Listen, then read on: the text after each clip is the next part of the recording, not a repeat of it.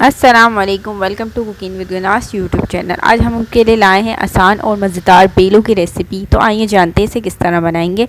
सबसे पहले हम ले लेंगे सूखे मसाले। और हमने जो है आधा पाव जो है बेसन ले लिया है, जिसे हमने अच्छी तरह छान लिया है। इसके बाद हमने 1 चाय का चम्मच लाल मिर्ची ली है, आधी चाय का चम्मच सूखा धनिया लिया है, और 1 चाय का चम्मच जो है काली मिर्ची ली है, और 1 चाय का चम्मच जो गरम मसाला लिया है, और अपने टेस्ट के अकॉर्डिंग जो आपने नमक ले लेना है। उसके बाद हमने इसमें आधी जो प्याली है वो हमने सरसों का तेल लिया है, उसे अच्छी तरह मिला लेंगे, मिक्स कर लेंगे। और आपने इस तरह उठा के देखना है, आटा आपके हाथों में जमना शुरू हो जाए तो समझे अच्छी तरह ये मिक्स हो चुका है। उसके बाद हम इसे पानी से गूंद लेंगे, और गूंदने के बाद इस तरह जो है आपने ज़्यादा सख्त डो बना लेना, मतलब ज़्यादा सख्त ज़्यादा नरम भी ना हो।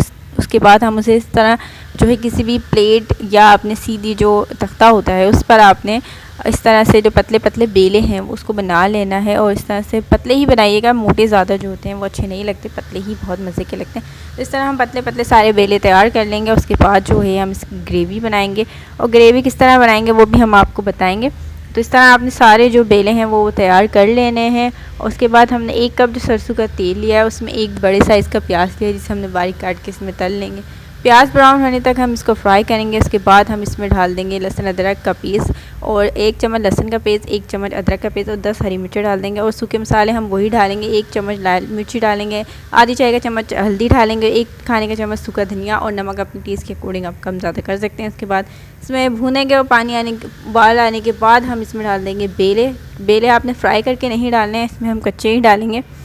जब बेले को हम डाल के अच्छी तरह हिला देंगे, और इसे हम मंदी आंच पर पकने के लिए रख देंगे। जब हमारे बेले तैयार हो जाएंगे तो आपने इसमें गरम मसाला भी ऐड कर देना है। हमारे बेले जो हैं वो तैयार हो चुके हैं, मज़ेदार से बेले जो हैं वो तैयार हैं।